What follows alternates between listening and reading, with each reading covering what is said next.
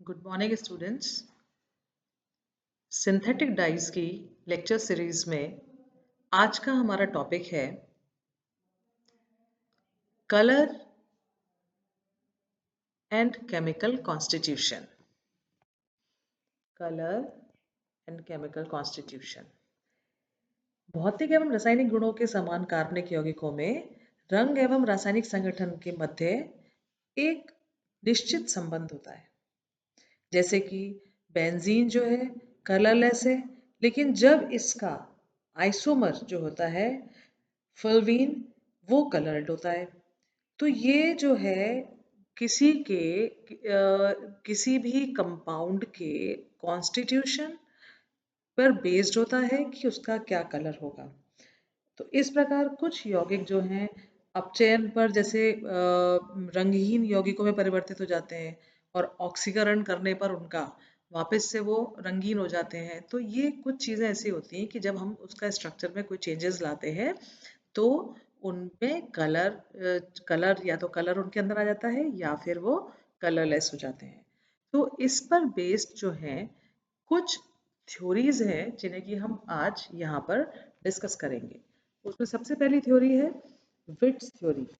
तो इस सिद्धांत के अनुसार विट्स थ्योरी के अनुसार क्या होता है कि किसी भी यौगिक के अंदर अगर कोई अनसैचुरेटेड ग्रुप है या कि अगर कोई अनसैचुरेटेड ग्रुप है तो क्या होगा कि वो जो है वो अनसैचुरेटेड ग्रुप जो है उसको कंपाउंड को कलर प्रदान करेगा। ठीक है।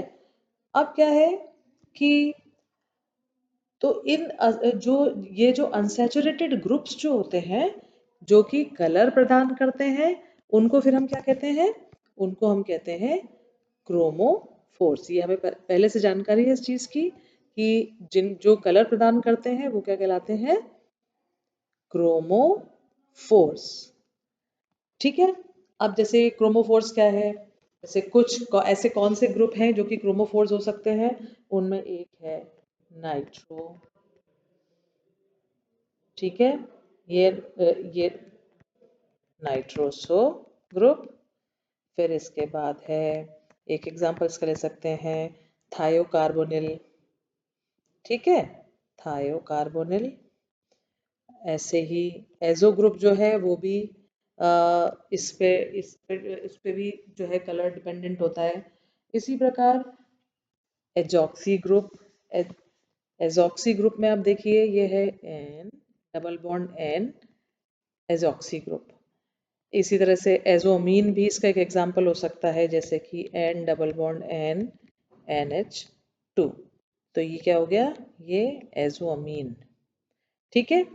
तो ये जो है कुछ एग्जांपल्स हैं। इसमें अब आपके क्विनोइड, पैराक्विनोइड या एजीमिथाइन, नाइट्रो, कार्बोनिल, ऐसे बहुत सारे ग्रुप्स हैं जो कि क्रोमोफोर्स की तरह से बिहेव करते हैं। अब क्रोमोफोर जो है वो दो प्रकार के होते हैं। दो प्रकार के कैसे?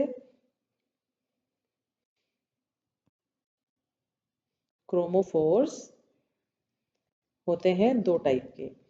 एक तो वो जो अकेले ही रंग प्रदान करते हैं, किसी वस्तु को अकेले ही रंग प्रदान कर देते हैं। जैसे कि इसमें से जैसे ऊपर जो आपने क्रोमोफोर्स देखे तो उसमें से क्या है कि जैसे एनो NO2, ये कुछ ग्रुप्स ऐसे हैं जो कि अकेले ही पदार्थ को रंग प्रदान कर देते हैं। और दूसरे वो होते हैं, वे दूसरे वो क्रोमोफोर्स होते हैं जो किसी वस्तु को रंग प्रदान करने के लिए एक से अधिक क्रोमोफोर्स की आवश्यकता होती है। जैसे कि कार्बोनिल है, तो जैसे कि एसीटोन है, तो एसीटोन में जैसे अगर एक कार्बोनिल ग्रुप है तो वो क्या होगा? कलरलेस होगा। और जब किसी कंपाउंड के अंदर अगर मान लीजिए दो दो ग्रुप हों तो वो फिर जो है कलर प्रदान करता है। ठीक है। तो क्रोमोफोर्स दो टाइप के हुए, एक तो वो जो कि अकेले ही कलर प्रदान कर देते हैं, जैसे ये आपने एग्जांपल देखे। और दूसरे कौन से होते हैं?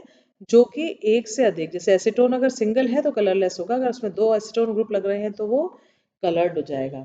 तो ये जो है, अब इसमें आप देखिए कि जैसे मान लीजिए एग्जाम्पल देखिए आप, ये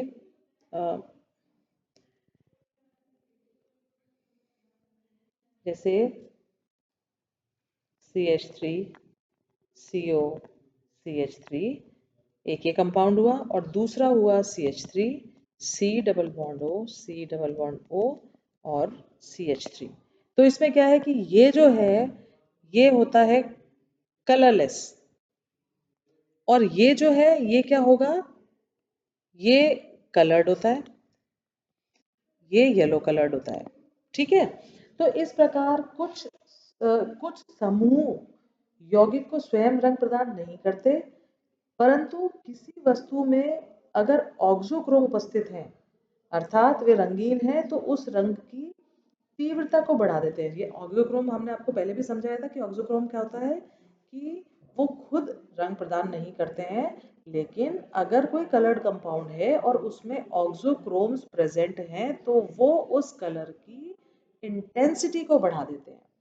तो इसके ऐसे एग्जाम्पल्स जो है, ऑक्सोक्रोम के जो एग्जाम्पल्स हैं, ऑक्सोक्रोम्स जो होते हैं वो होते हैं जैसे हाइड्रोक्सिल है ग्रुप, SO3H और COOH, NH2 या NHR, इस तरह से बहुत सारे जो हैं ग्रुप जो है वो वर्णवर्धक या ऑक्सोक्रोम का काम करते हैं।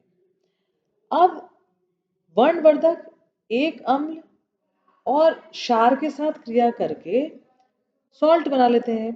तो इनकी उपस्थिति के कारण क्या होता है कि ये हमने पहले भी आपको समझाया था कि ये क्या करते हैं कि एसिड और बेसिस के साथ, एसिड और बेसिस के साथ ये क्या करते हैं, एसिड बेसिस के साथ क्रिया करके जो है सॉल्ट फॉर्म कर लेते हैं।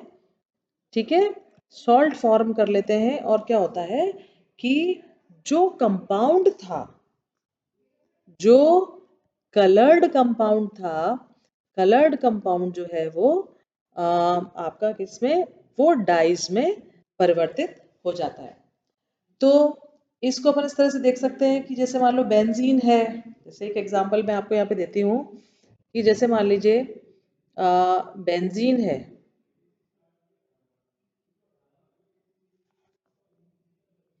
जैसे मान लीजिए बेंजीन है C6H6, ये है कलरलेस। ठीक है, अब इसके बाद क्या होता है कि अगर इसमें C6H5 N double bond N C6H5, तो ये क्या है, एजोबेंजीन है, लेकिन कलर्ड है पर डाई नहीं है। ये कैसा है, कलर्ड कंपाउंड है, लेकिन कैसा है, ये डाई नहीं है। ठीक है, अब क्या होता है कि जब हम इस कंपाउंड में, जैसे आपने बेंजीन ले ली, ठीक है, और बेंजीन के अंदर जब आप N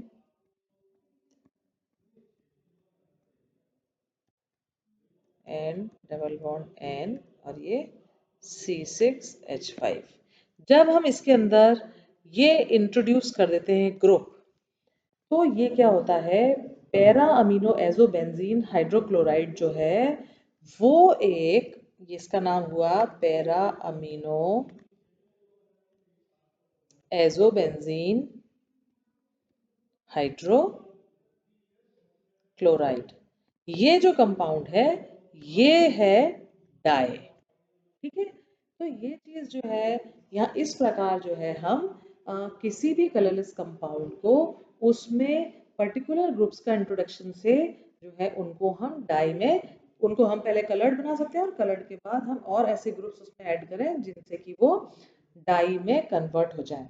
तो यहाँ पर क्या होता है, जैसे मान लीजिए एजो ग्रुप जो है वो क्रोमोफोर है। एजो ग्रुप जो आपको यहाँ पे दिखाई दे रहा है वो कैसा है, वो क्या है, क्रोमोफोर है। जबकि NH2 ग्रुप जो है वो ऑक्सोक्रोम की तरह वर्क कर रहा है। इसके अंदर आप देख रहे हैं जो यहाँ पे जो NH2 ग्रुप आया वो फिर उसने क्या किया, वो ऑक्सोक्रोम की तरह काम कर रहा है। तो ये तो आपका हुआ आपकी विट्स थ्योरी। अब इसके बाद आती है